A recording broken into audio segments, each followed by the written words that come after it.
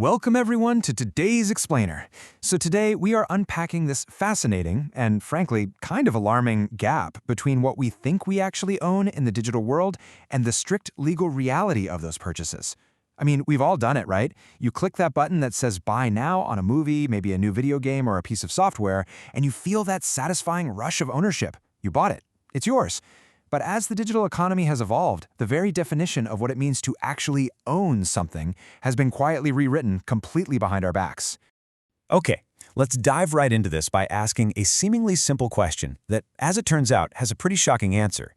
Think about your digital library right now. You know, the movies saved to your account, the games downloaded to your console, that incredibly expensive software sitting on your computer. If I ask you right now if you owned them, you'd probably say, well, yeah, of course I do. I paid for them. But the reality of modern digital commerce is just far more complicated than that, and your rights as a consumer are actually much weaker than you probably realize. To completely shatter that illusion of ownership, just take a look at this number. Over 550. That represents the staggering number of purchased Studio Canal movies and TV shows that Sony will literally be deleting from UK users' PlayStation libraries in September 2026. And to be clear, these are not movies people were streaming on a subscription service like Netflix. These are titles that people explicitly paid full price to purchase and keep in their personal libraries. But poof, gone, just like that. So, what is actually happening under the hood of our digital storefronts? Well, when you clicked buy, you weren't buying property at all. You were buying a revocable license. If the licensing agreements expire between the digital storefront, say Sony PlayStation, and the film studio, like Studio Canal, the studio can legally demand that access be completely revoked. So the consumer, who paid the full asking price, is just left totally empty-handed. No movie, no refund. To truly understand how we lost these rights, we really have to look back at our central focus for today's explainer, and that is the first sale doctrine. This is a historic purchase rights protection established by the U.S. Supreme Court way back in 1908. It was this famous case involving a publisher, Bobbs Merrill, and Macy's department store, and the court basically ruled that once a copyright owner sells a physical copy of a work, their right to control that specific copy is totally exhausted. They're done. So because of the first sale doctrine, you have the absolute legal right to lend, sell, give away, or even destroy a physical book or a DVD you've bought. The creator's control literally ends at the cash register. Now, the contrast between your rights back then and your rights today is incredibly stark. If you buy a physical game cartridge or a movie on Blu-ray, that object is your property. The first sale doctrine completely protects you. You can take it to a used game store and sell it for cash. But if you download that exact same game or movie digitally, well, the creators use contract law to just bypass the first sale doctrine entirely. They classify the digital download as a license. And as a licensee, your rights are completely non-transferable and, as we just saw with Sony, entirely revocable at any time. And you know, this legal degradation didn't just happen overnight. For nearly a century, the first sale doctrine reigned supreme. But then, in 1996, a really pivotal court case, Proceed v. Zeidenberg, validated what we call click-wrap or shrink-wrap agreements. Courts basically decided that if you clicked I agree just to use a piece of software, you were legally bound by those terms, even if you hadn't actually read a single word of them. This absolutely opened the floodgates. By 2013, massive companies like Adobe transitioned entirely to subscription models, and looking ahead to 2026, we're seeing major console manufacturers like Nintendo shifting toward digital-only distribution, which just further buries the first sale doctrine. So, the entire mechanism eroding your rights really boils down to one highly specific legal phrase, and it is this: the software is licensed, not sold. By continuously copy-pasting this exact phrase into end-user license agreements, or EULAs, companies successfully bypass the first sale doctrine entirely. Why? Because the first sale doctrine only applies to the actual owner of a copy. So if the contract you just blindly agreed to says you are merely a licensee, well, those historic protections simply do not apply to you anymore.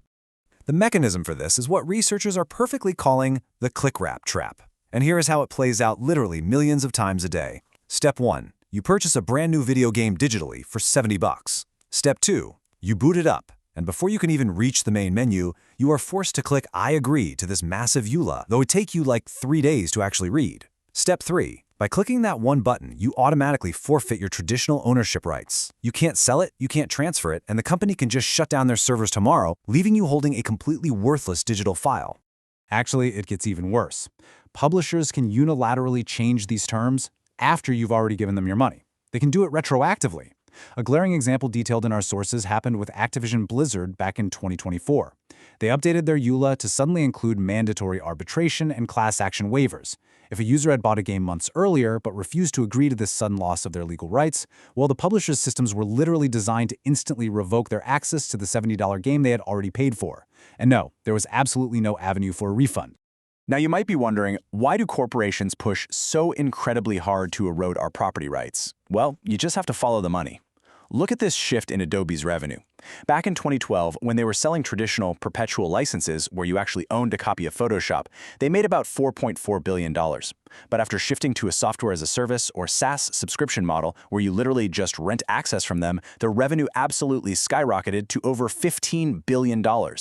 Breaking down the math on this reveals the true motive behind the shift. Under the old perpetual model, a designer might pay $2,500 up front for the whole creative suite, right? But they'd probably keep it for 3 or 4 years without upgrading. That averaged out to about $700 a year in revenue for Adobe, but it was incredibly volatile. By switching to a $50 a month subscription, the yearly revenue looked slightly lower at $600, but it became highly predictable recurring revenue. It vastly expanded their customer lifetime value. Wall Street absolutely loves predictability, and this proved once and for all that renting software is just way more lucrative than selling it. But here is where things get really crazy.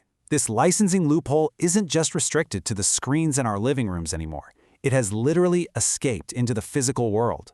Just take a look at these John Deere tractor restrictions. A tractor is undeniably a physical piece of property, right? The first sale doctrine should absolutely allow a farmer to fix it. But John Deere embeds diagnostic software and digital locks deep into the hardware. So even if you own the physical tractor, the software running inside it is just licensed. If a physical part breaks, software locks prevent independent mechanics from installing a new one without an authorized dealer's digital sign-off. It's wild. And the real-world impact of stripping away the first sale doctrine through these digital locks is massive. Manufacturer restrictions, exactly like those software locks on tractors, and the resulting inability to just use independent repair shops, cost American farmers an estimated $3 billion annually. $3 billion! This comes from inflated repair costs and totally devastating downtime during critical planting or harvesting seasons, all because they are legally forced to wait days for an authorized technician to drive out just to digitally reset a module. However, the tide might actually be turning. If we look across the Atlantic, the European Union is taking a radically different approach to all of this. The Court of Justice of the European Union has actually completely shattered the license not sold theory. They officially ruled that when a software maker sells a copy of their software for an unlimited time, even as a pure digital download, it firmly constitutes a transfer of ownership. So over in the EU, the first sale doctrine genuinely applies to digital goods, meaning consumers have the actual legal right to resell downloaded software licenses. And back in the United States, lawmakers are finally pushing back against this illusion of digital ownership, giving consumers a much-needed legislative win. Check out California's Assembly Bill 2624, which just went into effect in early 2025. This bill is leading the charge by literally banning digital storefronts from deceptively using the words buy or purchase if they are really only offering a temporary license.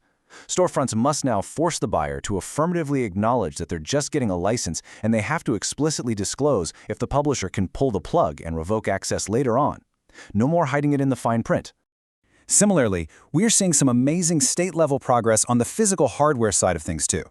Colorado recently passed a landmark right-to-repair law specifically targeting agricultural equipment. This legislation finally forces manufacturers like John Deere to provide equipment owners and independent repair shops with the necessary diagnostic tools, the software, and the manuals to actually fix their own property. It is a massive step toward restoring the true spirit of the first sale doctrine for modern machinery. So, as the line between true ownership and temporary access continues to blur in our modern economy, we really have to stay vigilant. The first sale doctrine protected our consumer rights for over a century, but as we've seen today, EULAs and digital ecosystems have eroded those protections almost entirely. So I'll leave you with this final, provocative thought to ponder. The next time you add a digital item to your cart and you hover your mouse over that shiny Buy Now button, ask yourself, are you really purchasing property, or are you just paying for temporary permission? Thanks for joining me on today's Explainer, everyone, and keep asking those tough questions.